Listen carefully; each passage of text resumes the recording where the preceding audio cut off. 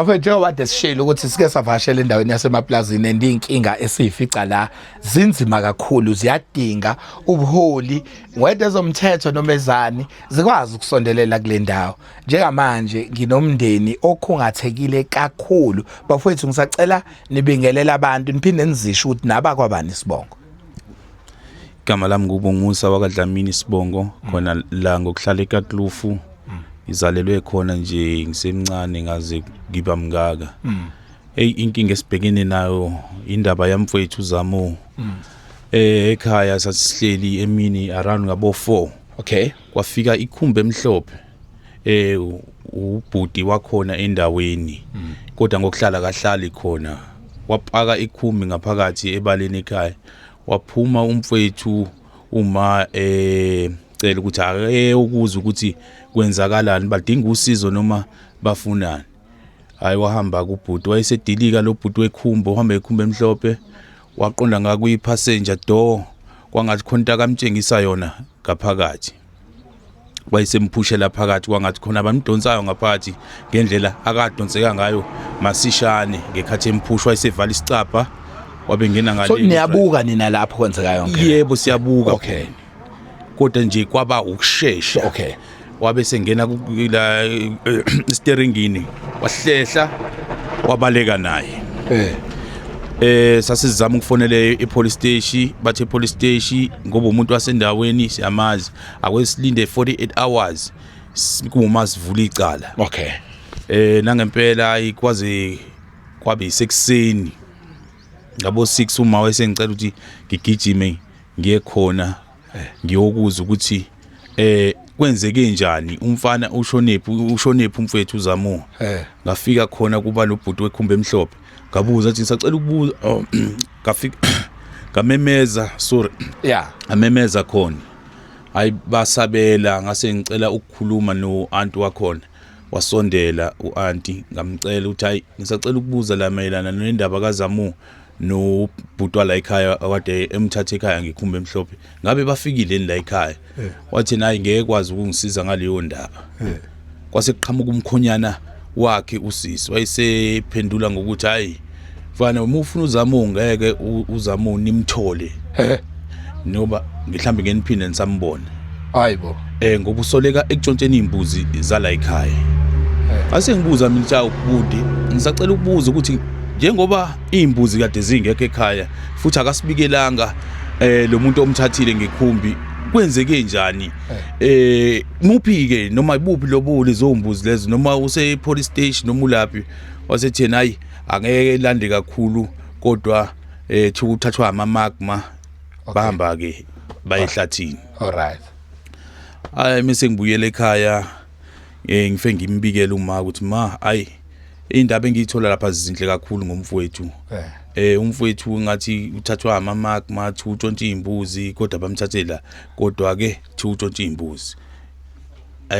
Thiwa ngesiphinde simthole mhlawumbe somthola mhlawumbe ngesiphinde simthole. Yes.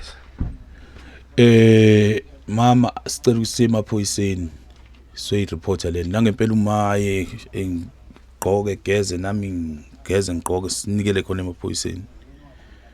Siwachazela amaphoyisa ukuthi anjade sifonile izolo ukuthi sibone into eyenzekala ekhaya ngendlela esingayiqondi kahle kwathiwa silinde 48 hours sesikhona ke sovula icala sesile nakhona sobuza sathola indaba ezingezinhle. Ayathi amaphoyisa ke ayi ngeke kwazi ukuzivulela icala siphinde silinde omunye 48 hours. Kwasiphoqa ukuthi sibuyele emuva futhi singatholile usizo. Sabuyele emuva noma mesifika ekhaya ayisihlale sithi umuntu mhlambe uzongena cha kangeni.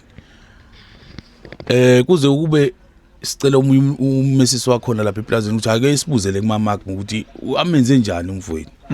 Ayifike ke ngemoto epakwe esangweni ethi umfowenu hayi ubalekile ehlathini. Sithi thina ubesiwapi ehlathini ngoba phela ipolice station ikhona. Meso check i-distance yokusuka ekhaya ngiwale emahlathini kodwa eMarksburg lapha phezulu emahlathini. Bekufanele ngabukiwe police station but mekuthi bekukhona into obufakazi noma nizobikela uma ukuthi kwenzakaleni hayi ukuthi nivele nithatha umuntu nje singazi ukuthi kwenzakalani.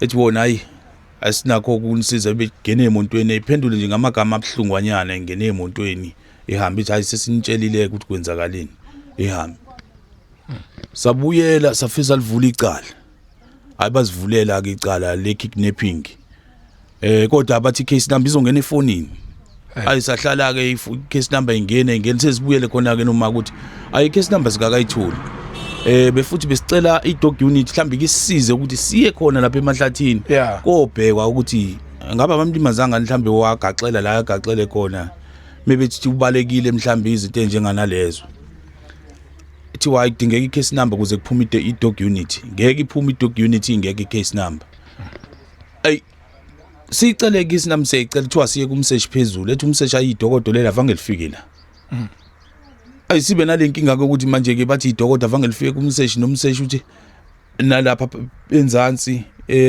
lapho kusizwa khona of charge bathi liphezulu kubaseshi nabaseshi baliphika ay kwazi ukuthi siyabuyela futhi ekhaya sithola i-case number saze sasizwa i-council la khona la ward 5 la yosifunela i-case number yabuya ke lasinika ukuthi hayi nayi i-case number ngiyitholile mase senza i-follow up mayelana nale case number ukuthi ke imuphi umseshi ophethe icala ayisafika lapha kwathi hayi nanga umseshi ophethe icala akuniqhubeke naye ne-case number iyona impela sambuza kwathi hayi sesimsecurity umfowenu la kwi-system ay umsecurity kanjani sebechazile nabo ukuthi kwenzekeni ethi nayi ngisazoyenza investigation kodwa bese senzela nje mase ngiyambuza ngoba ngabona isithombe esasibekiwe lapha sipostiwe thiwa kodwa bekwesadini lama suspect ngithi mina ngibona isithombe sakhe ushuthiwe futhi ushuthwe esekhumbini leyo phela emthathile ekhaya sifike kanjani lesithombe la noma bekukhona iphoyisa ade likhona yini lapho kade kwenzeka khona isigameko bethi bona hayi sibona thina nje kwama suspect lelo bhodi lama suspect ngithi mina ngisacelela iphoyisa elifake lesithombe ngikwazi ukuthi sithole khona ulwazi ukuthi kwenzakalani ngoba phela noma sithole ukuthi ikuphi kade kutshontshile sikubone simbone naye hayi simbone sesithombeni nje ay bese qhamukele iphoyisa lithi nina ni happy ngalesithombe noma nikho happy ngaso chaza mina ngathi hayi ngeke angikho happy ngaso ngoba ngazi anginabo ubufakazi ukuthi wenzeni lo muntu ngisacela ukuthi nisisuse lesithombe silayo uDongweni hayi nangempela basusa kodwa wabona ukuthi akukho kuhle enhlizweni zabo kwaliqhubeka ke bhuti la yaqhubeka izinto zaqhubeka nje lesilandela wagcina sethi umseshi kuthina sinomanga ngoba besihamba sobabili Nkosi yami akekho umuntu ade esisiza athi umseshi asimusele simbangela isicefe lesiza lapha silesolandela le case hayibo wathi nje isicefe nje akasasidingena wabephuma ehamba oshiye e-office judge eshiya lapha endlini yabaseshi sathi sicela umunye usisa ayesebenza naye stay manje umseshi menza kanje wathi nama yiki into engayenza ngoba uyena ophethe icala mina ngihlangene ayisaye kumphathi stage wakhona wentomazane kwakuse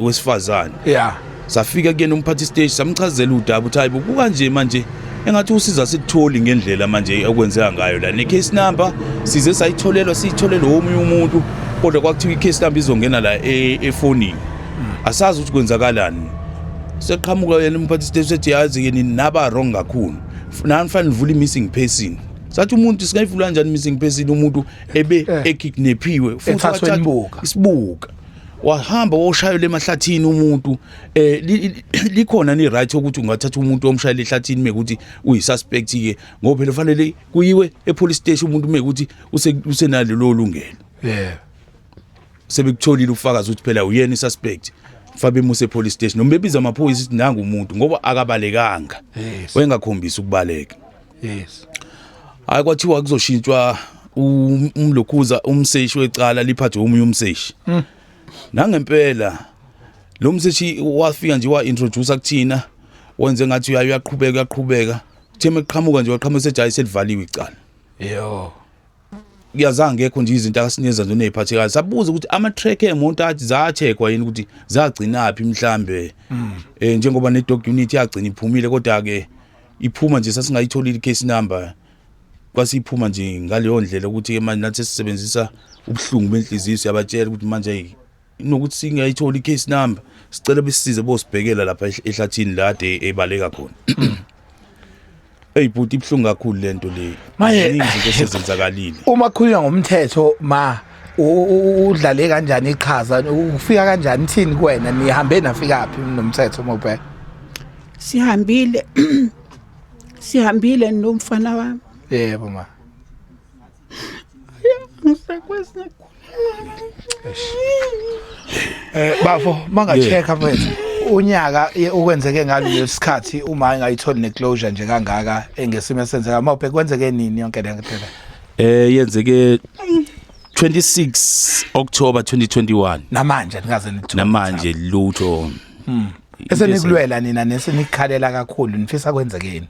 Ebesicela ukuthi kungenelele nje abantu akosiyama abangasiza abangakwazi ukuthi befake isandla kulokho abazi nomthetho ukuthi umthetho usingathwa ngayiphi indlela ngoba aliqulwanga ngisho uqulwa hayibo sagcina nje ukuthi nje sitshele ukuthi liyasetshenzwa bafika nje sethiwa selivaliwe ke manje ekhaya isimo nje manje selokho elahlekile ninjani mawunikeza umuntu obukayo budi asikho sihle nje yabona emqondweni nje sinaloko mhlambe sisazombona kodwa kungenzeki kunzima kakhulu ngoba uyabona nje ukuvuka ekseni ujethi umuntu ayo khona akekho buye engqondweni ukuthi hayi lo muntu kwenzeka into ethile kuyena manje bekwenzekani Ntendele uma ucabanga nje mase nihleli nicabange ekhaya ngesikhathi eside kangaka angiboni mina ukuthi ingabe umuntu osaphila esenikufisa ke nina yini ukuthi nje sithole noma ithambo lakhe ke bhuti noma ithambo nje mingakwazi inkosi yami besisize besilekelele kuphenywe lapha nalapha ukuthi kubonakala ukuthi bamenze njani labo nogada nalo bhuti lo wetekisi elimhlophe akamthatha ukuthi wayemthathela ukuthini yini inkinga yini engasitshelanga yini ethathela izinqumo kanje umuzi omkhulu kangaka kukhona noma ebaleni bevele benze nje into ebhlungu kanje. Isimo sama ngoba engakwazi nokukhuluma namhlanje sinjani nje mosicabanga sima ekhaya kunzima kakhulu kunzima kunzima bafowethu bantu ngicela nje uqinisekise uphinde ucele mhlawumbe ushare nama details ngoba bakhona uzothola abameli kuhlelo lesilandelwa abameli silandelwa ingcithabuchopho zomthetho silandelwa abaphathi bamaphoyisa abekho abantu abangasilandeli mawungashiya nitholakala kanjani mhlawumbe khona uyothi hayi asike siyoyiqala phansi ilande impandeni lento. Yebo ngiyatholakala nje ifone nami inamba yami ithi 073 012 4183 awuyiphinde futhi 073 012 4183. Awuchaza Zamo ube umuntu onjani nje ekhaya makuchaza yena? Uzama umuntu othanda ukudlala ibhola nje. Okay. Bo goalkeeper. Ubephuzana notshwala ke nje. Kodwa bengayena ukuthi umuntu usengaze ukutshontsha hayi cha bandla ikutshontshe cha. Bungamthola etshwaleni umthola ebholeni. Yebo. Bamazi nje nasemphakathini beduma kakhulu ukuthi ebu goalkeeper. Bafo siyafisa sinifisela inhlanhla thina sikuzele akukho okuningi esikuthembisayo kodwa sithembisa ngabantu abasilandelayo ukuthi udaba likaZamo bayoliphenya baze bafike impandeni zalo la lukhona ngiyazi ukuthi isimo sivumi kodwa nje enhlizweni yakhe into ifisa ukuyibona igcine yenzekile sisando sami injo ifisa enhlizweni manje kulesi simo ifisa singicela ukuthi befisi ithambo lakhe ukuthi khona kwenzeke kuyena ngideleke lapho kodwa nje ngingamboni.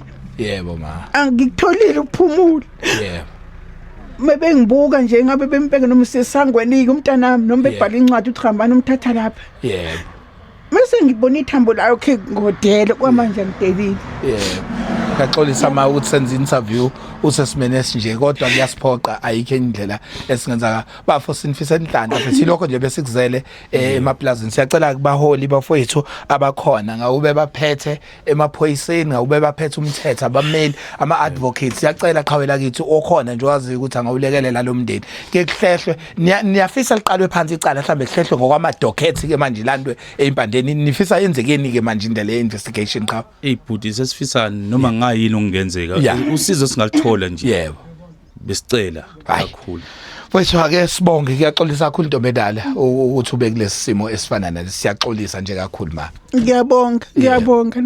uthi ube khona uzosihlamba usize. Yebo ma siyabonga.